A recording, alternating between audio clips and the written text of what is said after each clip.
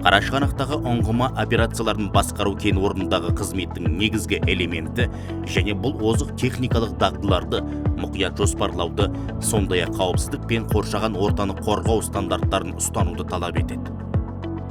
What we do in our business is looking after the wells, so from the constructions of the wells to the maintenance of the wells during the life cycle. We're making sure that the integrity is also maintained, that there is no leak on these wells. These wells are very complex. They are very long to drill, expensive, and they carry significant amount of risk. So it takes quite some time to prepare and to plan for the execution of each of the individual wells. Once we've complete with the planning, the ordering of the equipment and the preparations and looking at the risk and understanding how we mitigate and manage the risk, then we go on and we execute the activity. And then once the well is executed and drilled, then we put the well on productions and we have a look at the performance and how the well is doing. So during these life cycles, we have to intervene, repair, fix, adjust the well, clean the well, change some of the settings downhole in the well, and it's highly specialized, highly technical and complex. I was saying everything we do is under the ground, so you never get to see actually what you're doing. You just have to look at screen parameters and understanding really physically what's happening in the well on the ground. It's quite key for us to understand that the exposure to the risk that we have is large. We are heavy equipment, and the wells that we are drilling are carrying a high level of H2S, which if exposed creates significant amount of risk. It's our job to keep everybody protected, and it's our job to make sure that the wells remain safe throughout the life cycle, from the time we drill it to the end when we have to relinquish everything. We have the rig 258 and we have the rig 249s, which have been operating in KPO for many years. We have built very strong relationship with our business partners on the rigs and on the rigless activity during the maintenance. Coincidentally, one of his rig 258 has just finished 10 years without any LTI, without any lost time incidents. It's a significant achievement, and we've been spending a little bit of time to celebrate and congratulate the team on the 258 for that achievement.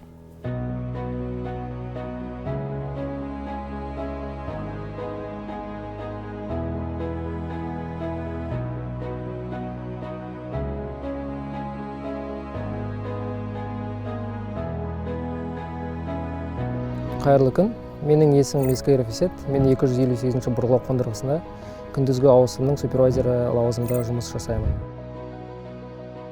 Негізгі функцияларының ең бастысы ол бұрғылау қондырғысында өтіп жатқан барлық операцияларды қадағалау. Сонымен қатар ең маңызды функциялардың бірі ол жұмыс барысының қауіпсіздік техникасына сәйкес өтуін қадағалау. Ұңғыманы бұрғылау процесі ұңғыманың дизайнына байланысты 2,5 айдан 4 айға дейін өтеді. Бұл процестер негізі бұрғылау қондырғысының көшуінен басталып, сорапты компрессорлық құбырларды түсіріп, бакерлар отырғызылуымен аяқталады. Осы екі процестің арасында бірнеше шегендеу құбырлары түсіріліп, бірнеше секциялар қазылып, ұңғыманы зерттеу жұмыстары өткізіледі.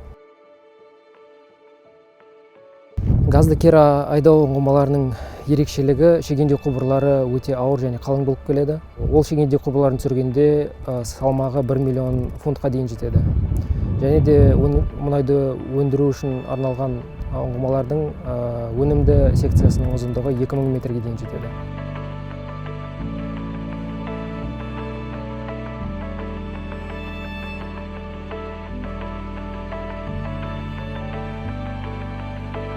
Ұңғыма операциялар бөлімі жас мамандарды даярлауға үлкен жұмыс жасап жатыр деп ойлаймын. Оның бір мысал ретінде өзімді айта аламын. Біздің бұрғылау қондырғысына жас мамандары өте көп, потенциалдары өте жоғары деп есептеймін.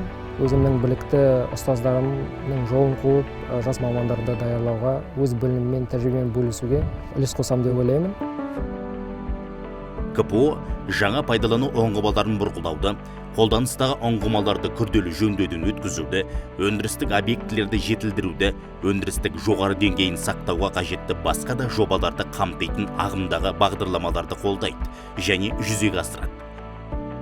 Бұл жобалар жұмыс тиімділігін, кен орнындағы жұмыстардың сенімділігі мен қауіпсіздігін арттырады.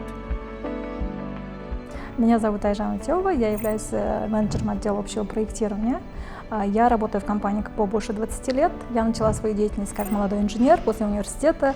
Я пришла на Карачаганакское месторождение, когда Карачаганакское месторождение еще находилось в фазе строительства, поэтому можно сказать, что я наблюдаю этапы эволюции нашей компании и ее развития с самого начала. Наш отдел общего проектирования, он занимается в основном реализацией проектов. У нас есть два стрима, которые мы реализуем. Это первый стрим, это мы оказываем техническую поддержку программе бурения компании КПО-БВ, мы готовим площадки под бурение. И второй этап, в котором мы принимаем участие, это обвязка скважин после того, когда бурение завершено отделом скважинных операций, и мы вводим скважины в эксплуатацию. То есть это основной наш, можно сказать, core-бизнес нашего отдела. На нас лежит огромная задача именно для того, чтобы завершить весь цикл, то есть пробурить скважину — это хорошо, но нужно также ее ввести в эксплуатацию, чтобы она начала приносить нам прибыль.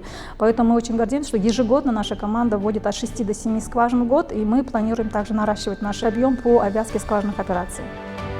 Соңғы 2-3 жыл ішінде бөлім Қарашығанақ кен орнын игеруге елеулі үлес қосқан және қондырғылардың қуатын арттырған бірқатар ірі жобаларды іске асырды. Бұл бастамалар 3 жаңа газды керайды ұңғымасы бар 5-ші магистральдық құбыр жолын салу, жаңа 10 дюймдік су құбыр жолын орнату, 3 қосымша газды керайды ұңғымасы бар 6 магистралды құбыр жолын және RMSH-ден Қарашығанақ өңдеу кешеніне дейін магистралды құбыр жолын салу сияқты өндірісті ұлғайтуға бағытталған жобаларды қамтиды. Қауіпсіздік пен активтердің сақталуын қамтамасыз ету үшін маңызды жобаларға келетін болсақ, негізгі жұмыстарға ГКДК-3-тегі 9 технологиялық ыдысты ауыстыру, ГКДК-3-тегі БГК жұмыс дөңгелектерін ауыстыру, МБ-өсі және КВК магистралды құбырларын жаңарту және сақтандырғыш клапандарды кен орны бойынша ауыстыру кіреді.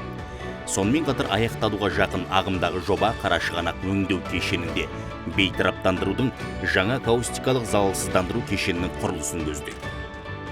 Успех реализации наших проектов – это прежде всего о людях, потому что люди – это самый главный капитал. И благодаря взаимоотношениям людей в коллективе, благодаря тем отношениям, которые мы выстроили с другими отделами внутри компании, мы можем реализовать проекты, которые мы наметили и запланировали. И это уже показало на примере тех проектов, которые я ранее говорила, мы благополучно реализовали и ввели в эксплуатацию. Я хотела бы сказать, что я являюсь фанатом своей команды, потому что наша команда, она высококомпетентная команда, и роль каждого звена, каждого человека, который работает в нашем департаменте, она очень важна и значима. Я горжусь, что опять-таки мы провели огромную национализацию в нашем департаменте. На сегодняшний день у нас имеются буквально считанные иностранные специалисты, что является поводом для особой гордости для компании в целом.